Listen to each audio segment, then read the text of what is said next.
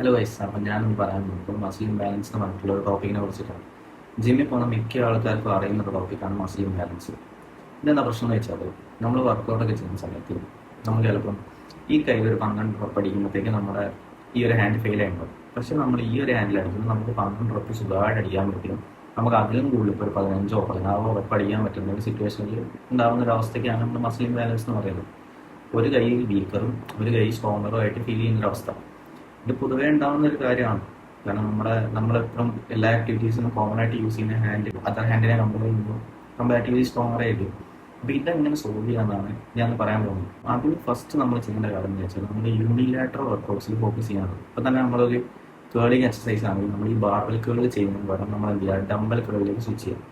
Dumbbell കേളിലേക്ക് switch ചെയ്യാൻ മാത്രമല്ല, നമ്മൾ മാച്ചിങ് റപ്സ് അടിക്കുക. ഇപ്പോൾ ഈ കയ്യിൽ എനിക്ക് 12 റപ്പാണ് അടിക്കുന്നത് വെച്ചാൽ ഞാൻ ഈ ഒരു കയ്യിൽ 12 റപ്പാണ് അടിക്കണം. ഈ കയ്യിൽ എനിക്ക് കൂടുതൽ റപ്സ് അടിക്കാൻ പറ്റും.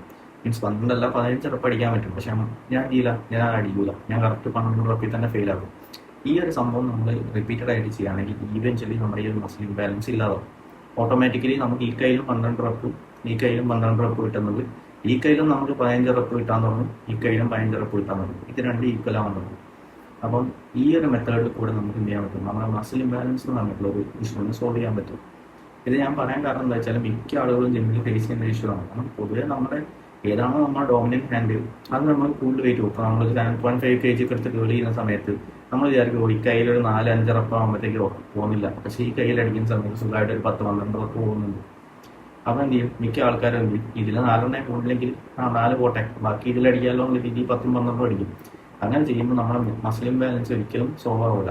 നമ്മൾ അവിടെ തന്നെ ആ ഒരു ഇഷ്യൂ ഒക്കെ റിസോൾവ് ആവാതെ തന്നെ കിടക്കും. നമ്മൾ ഓരോ വർക്കൗട്ട് ചെയ്യുമ്പോൾ അത് നമ്മളെ ബാധിക്കുന്നുണ്ട്. അപ്പോൾ നമ്മൾ എന്ത് ചെയ്യുക വെച്ചാൽ, ഞാൻ ഇപ്പോൾ പറഞ്ഞ പോലെ ഈക്വൽ നമ്പർ ഓഫ് റെപ്സിൽ ഏത് വെയിറ്റ് ആണ് ഈക്വൽ നമ്പർ ഓഫ് റെപ്സ് വെച്ച് വർക്കൗട്ട് ചെയ്യാൻ പറ്റില്ല. ഈവൻച്വലി നിങ്ങൾ ഫേസ് ചെയ്യുന്ന മസിൽ ഇംബാലൻസ് എന്ന് പറഞ്ഞ ഇഷ്യൂ അതെന്ത് ചെയ്യും, സോൾവ് ആവുകയും ചെയ്യും. നിങ്ങൾക്ക് 2 കൈയിലും ഒരേപോലെ തന്നെ വെയിറ്റ് അടിക്കാൻ പറ്റുകയും ചെയ്യും. അപ്പം നിങ്ങൾ ഇനിയും മസിൽ ഇംബാലൻസ് കാര്യങ്ങളിൽ ഫേസ് ചെയ്യുന്ന വ്യക്തിയാണെങ്കിൽ ഈ ഒരു കാര്യങ്ങൾ ഫോക്കസ് ചെയ്ത് കാര്യങ്ങൾ ചെയ്യുകയാണെങ്കിൽ നിങ്ങൾക്ക് മസിൽ ഇംബാലൻസ് എന്ന് പറയുന്ന ഇഷ്യൂ സുഖമായി സോൾവ് ചെയ്യാൻ പറ്റുന്നതാണ്.